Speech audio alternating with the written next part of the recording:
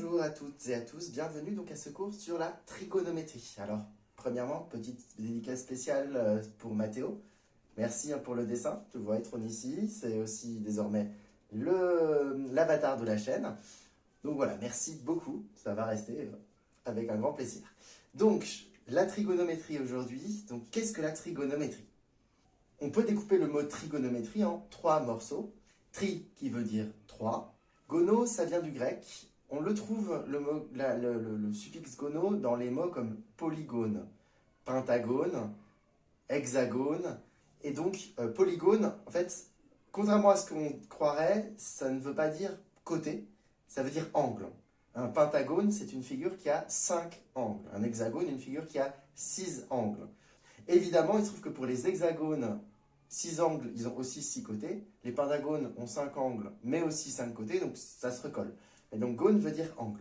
Et métrie veut dire mesure. Et donc, littéralement, trigonométrie signifie mesure dans les triangles. Alors, pour comprendre un petit peu la trigonométrie, on va avoir besoin d'un mot de vocabulaire, le mot adjacent. Adjacent, ça signifie littéralement qui est situé à côté, près de, collé à, on va dire. Un exemple dans la vie courante, c'est une rue adjacente. On sait par exemple que dans la ville de Saint-Ouen, la rue d'Allen est adjacente au boulevard Victor Hugo. Tout simplement parce qu'elle est à côté, les deux rues se croisent. Alors dans un triangle, ici comme on va s'intéresser à un type de triangle particulier encore une fois, les triangles rectangles, eh bien le côté adjacent à un angle, ça va être le côté qui se situe juste à côté, celui qui le touche. Dans un triangle rectangle, vous connaissez déjà le nom d'un des 3 côtés qui est l'hypoténuse, le nom du plus grand côté. Le côté adjacent à l'angle, par exemple BAC, ce sera le côté qui touche l'angle BAC, mais on exclut l'hypoténuse. Là, elle a déjà un nom. Le côté de l'angle droit, entre guillemets, qui touche l'angle BAC, s'appelle le côté adjacent à l'angle BAC. Il est ici sur le dessin. Le côté qui ne touche pas l'angle BAC, là pour le coup il n'y en a qu'un seul, ici c'est le côté BC, on appellera ça le côté opposé à l'angle BAC. 3 mots de vocabulaire, hypoténuse, le plus grand côté dans le triangle rectangle, côté adjacent, c'est-à-dire le côté qui touche l'angle qui nous intéresse, mais qui n'est pas l'hypoténuse, et côté opposé, le côté qui ne touche pas du tout l'angle considéré. Petit rappel, pour ceux qui s'en mêlent sur les notations des angles, l'angle BAC, vu que la lettre A est au milieu, ça veut dire que l'angle est piquant à l'endroit où se situe le point A. D'accord? Donc, si la lettre est au milieu, la lettre du milieu de l'angle représente l'endroit où se situe l'angle.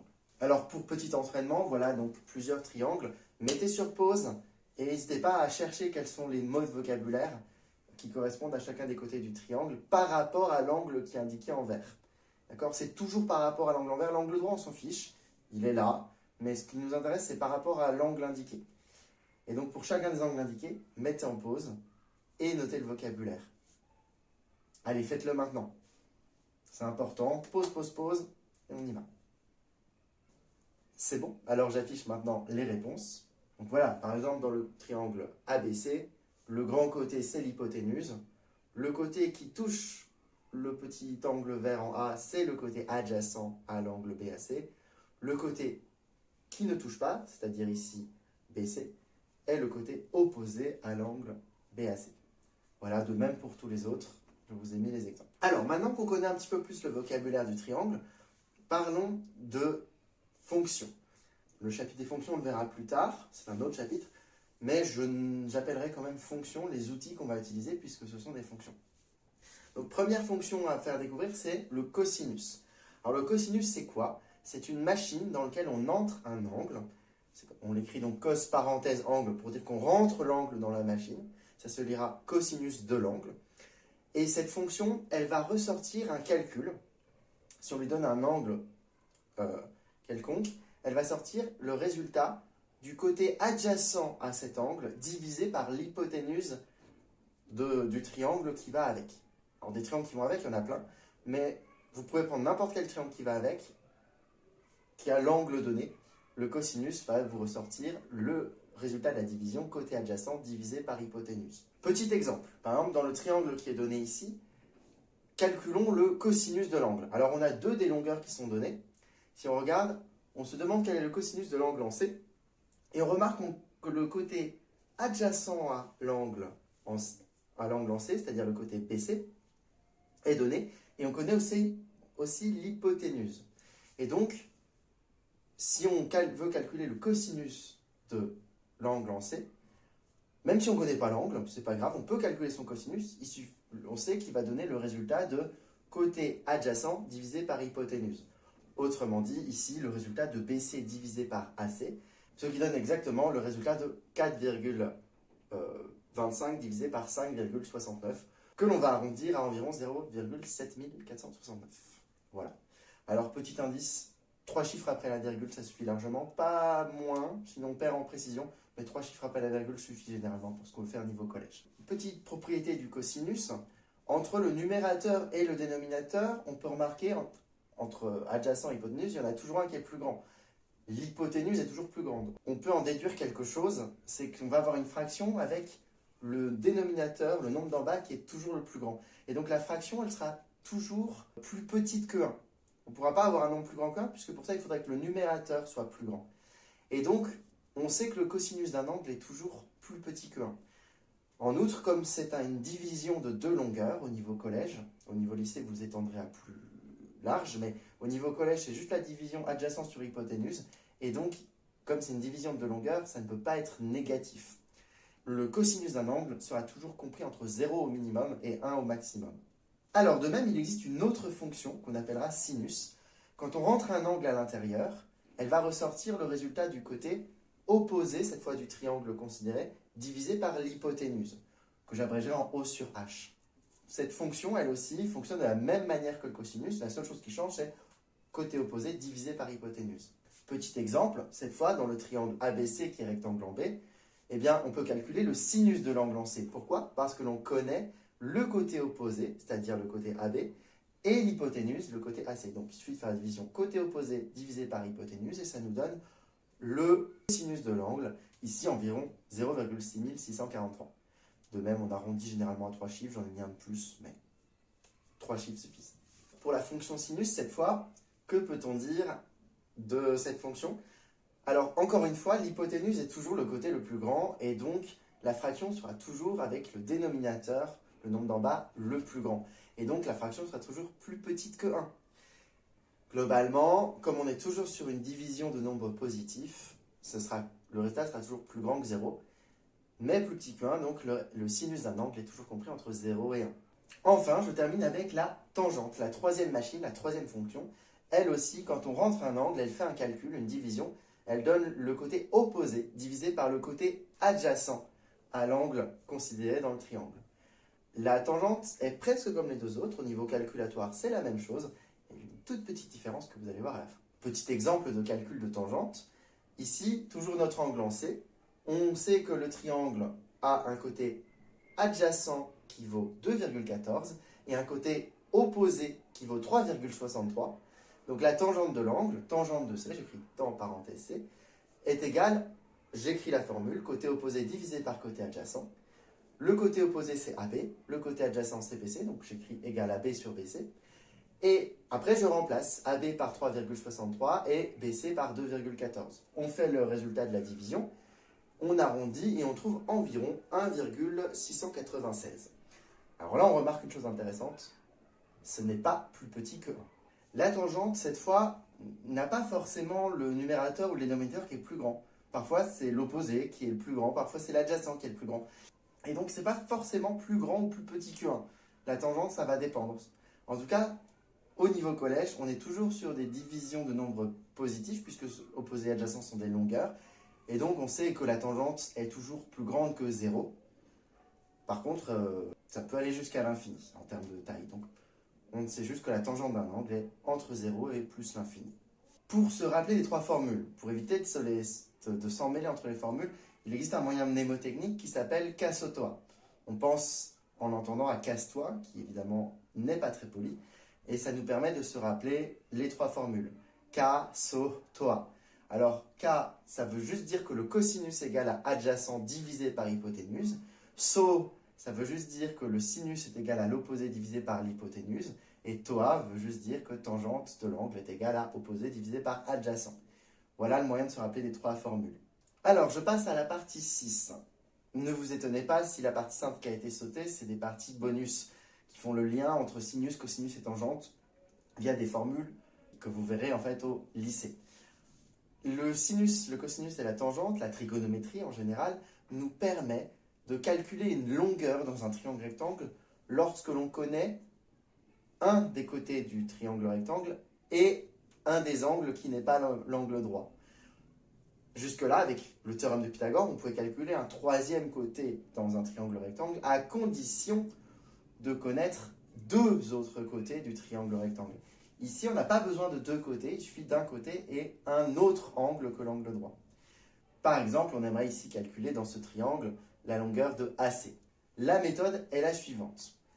La première chose, c'est de dire le triangle est rectangle, donc on a le droit d'utiliser la trigonométrie, qui ne fonctionne que dans les triangles rectangles. Ça, on n'est pas obligé de l'écrire, mais il faut quand même le relever. Le triangle est rectangle, donc on peut utiliser la trigonométrie. Ici, on va réfléchir par rapport à l'angle qui est donné, c'est-à-dire l'angle BAC, l'angle en A. Il faut pour ça écrire les mots de vocabulaire. On sait que l'on cherche le grand côté du triangle, c'est-à-dire l'hypoténuse, et que l'on connaît le côté BC, c'est-à-dire le côté opposé ici à l'angle A. Et donc, on cherche l'hypoténuse, on connaît l'opposé, on pense donc opposé et hypoténuse, les lettres O et les lettres H, et on essaie de se rappeler parmi les trois formules K-SO-TOA, à quel endroit il y a O et H. Et là, on voit que dans K-SO-TOA, c'est le SO, SOH, qui contient le O et le H. Et donc, on va utiliser la formule du sinus. On écrit donc sinus de l'angle, sinus de 38,78 est égal à opposé divisé par hypoténuse. Une fois que l'on a écrit ça, on remplace l'opposé par BC et on remplace l'hypoténuse par AC. Donc le sinus de 38,78 est en fait égal à BC divisé par AC. Maintenant, on remplace. BC, on le connaît, il est de 3,53. Le sinus de 38,78 est en fait égal à 3,53 divisé par AC. Et là, on est un tout petit peu embêté, parce qu'on cherche AC, on connaît sinus de 38,78, on connaît 3,53, mais on ne sait pas comment calculer AC en fonction du reste. Et là, il y a une toute petite astuce. L'astuce se résume en un slogan. Le slogan, c'est divisé par 1. Ça ne change rien, mais c'est trop bien. Je m'explique. Si on rajoute en dessous du sinus 38,78, on rajoute juste un sur 1, qui veut dire divisé par 1. On sait que diviser quelque chose par 1, ça ne change pas le résultat. 7 divisé par 1, ça fait 7. 42 divisé par 1, ça fait 42. 0,5 divisé par 1, ça fait 0,5. Donc divisé par 1 ne change strictement rien au calcul. Mais une fois que l'on repère, que l'on a rajouté ce divisé par 1, on repère une égalité de deux fractions. Et en fait, dans cette situation-là, on repère une règle de 3 qui permet de calculer la quatrième proportionnelle qui n'est pas donnée, c'est-à-dire AC. Donc ici, on va faire la règle de 3 et on va obtenir donc dans le poisson 3,53 fois 1 divisé par sinus de 38,78. Donc on va écrire 3,53 fois 1 divisé par sinus 38,78. On tape ça à la calculatrice et elle nous dit que c'est environ 5,7. Et donc, la longueur qui nous manque est d'environ 5,7 cm. Voilà la méthode pour calculer une longueur. En sachant que ce qui va changer selon les longueurs qui sont données, si on connaît l'adjacent et l'hypoténuse, on utilisera le cosinus plutôt que le sinus. Si on connaît l'adjacent et l'opposé, on utilisera la tangente, etc. On adaptera la formule au nom des côtés qui sont donnés par rapport à l'angle. Mais sinon, c'est toujours la même chose. L'astuce est bien de rajouter un divisé par 1. Juste, j'insiste, attention dans la règle de 3, c'est bien 3,53 fois 1 divisé par sinus de 38,78 et pas par 38,78. D'accord ? Dans notre égalité, le sinus est important. Donc à la calculatrice, il faut bien taper divisé par sinus de l'angle. Sinon, vous allez vous tromper. Voilà, maintenant vous savez comment calculer une longueur à l'aide de la trigonométrie. Alors, petit exercice rapide maintenant qui ne fait pas le calcul en entier, attention. Dans chacun des triangles, il va falloir que tu mettes sur pause et que tu trouves quel côté on connaît, quel côté on cherche, et donc quelle formule parmi cosinus, sinus et tangente on utilise. Mets en pause en essayant de trouver pour chacun qu'est-ce qu'on connaît, qu'est-ce qu'on cherche, et donc qu'est-ce qu'on utilise. Allez, fais-le, c'est important. C'est bon, tu l'as fait? Très bien. Je donne quelques éléments de correction. On va faire le dernier triangle, allez. Dans le triangle avec un H, le côté qui est donné, le côté FG, c'est le côté opposé à l'angle en H que l'on connaît. Donc, on connaît le côté opposé. Le point d'interrogation se trouve sur le côté qui est juste à côté, mais qui n'est pas l'hypoténuse, autrement dit, le côté adjacent. Donc, si on résume, on connaît le côté opposé, on cherche le côté adjacent, opposé, adjacent, OA, c'est OA. Donc, on utilise la tangente.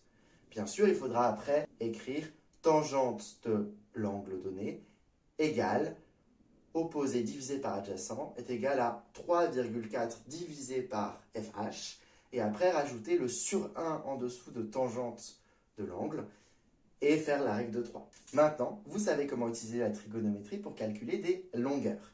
Mais la trigonométrie ne sert pas qu'à cela. On peut aussi calculer dans un triangle rectangle un angle dès que l'on connaît deux des longueurs du triangle rectangle. Ici un exemple, si on veut calculer l'angle en C, donc l'angle BCA ou l'angle ACB, dans le triangle qui est donné, on remarque ici que le triangle est rectangle, donc on peut utiliser la trigonométrie.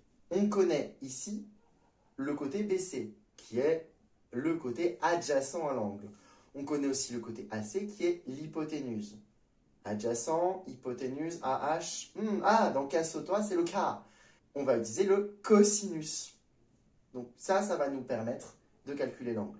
À partir de là, on écrit la formule. Cosinus de BCA est égal à adjacent sur hypoténuse, est égal à BC sur AC. Ici, j'ai remplacé directement par les longueurs, c'est-à-dire 4,01 divisé par 4,34. Et je peux faire le calcul de la fraction, voir environ à quoi c'est égal. 0,92 et quelques. Mais le problème n'est pas là. Le problème est quand on résume, on trouve que cosinus de l'angle que l'on cherche est égal à 0,92 et quelques. Mais ça ne nous donne pas l'angle. Là, on a un souci technique, c'est que le calcul est à l'envers. Nous, on cherche le nombre qui est à l'intérieur des parenthèses, celui qui est au début de la machine, et on a déjà la réponse du résultat de la fin de la machine. C'est un peu comme quand on a dans Pythagore le résultat des carrés, IJ carré ou AB carré est égal à quelque chose et que nous on voulait AB. On a le calcul qui est un peu à l'envers. Et donc, quand c'était avec des carrés, on prenait la machine inverse qui était la racine carrée. Ici, il va nous falloir une machine inverse pour le cosinus. Cette machine, je te la donne, ça s'appelle la fonction réciproque du cosinus, vocabulaire qui n'est pas à connaître. Mais par contre, il faut savoir qu'elle s'appelle arc cosinus.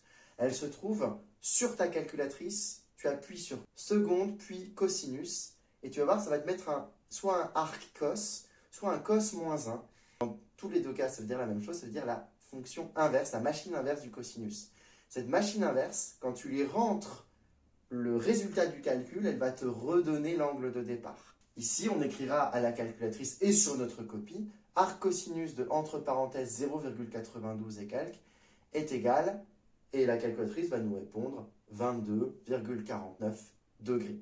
Oui, je dis 22,49 parce que 22,48,7, comme le 7 est plus grand, proche du haut, on est plus proche de 22,49 que de 22,48. Donc l'angle est d'environ 22,49 degrés, c'est-à-dire 22,5 degrés. Voilà.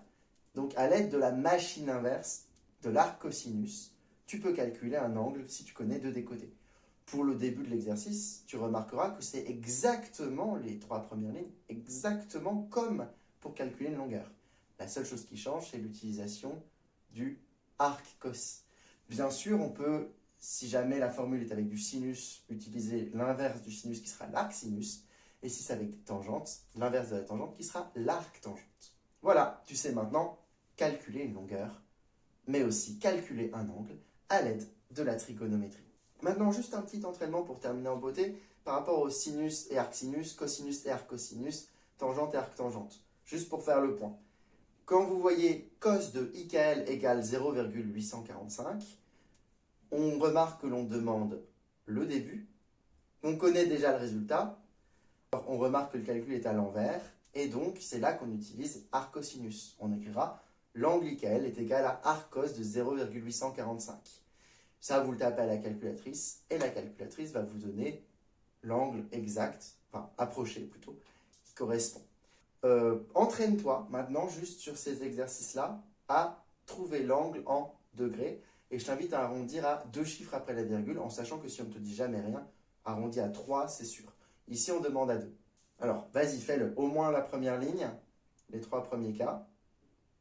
Vas-y, mets en pause et fais-le. Réfléchis un petit peu, prends la calculatrice. C'est fait?